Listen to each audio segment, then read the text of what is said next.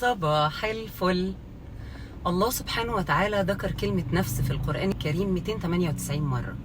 كل الابتلاءات اللي مرت بيها الأنبياء وقومهم، كل المصاعب اللي في الدنيا، كل اللي هيحصل علشان ندخل الجنة أو بعد الشر عننا كلنا نخش النار، كل حاجة ربنا سبحانه وتعالى هتلاقيه جنبها بيربطها بالنفس أو بيتكلم فيها عن النفس. قد أفلح من زكاها وقد خاب من دساها، أما السيئة فمن أنفسكم. فكل حاجة يا جماعة بتبتدي بينا. احنا جينا الدنيا لوحدنا وهنمشي بيها منها لوحدنا. لا هناخد معانا الكلام اللي الناس بتقوله علينا، ولا هناخد معانا الشعور اللي الناس خلتنا نشعر بيه. احنا في رحلة في الدنيا علشان ننقي أنفسنا لتليق بلقاء ربنا سبحانه وتعالى. فأنا عايزاك تبقى قاعد تعرف حدود سيطرتك.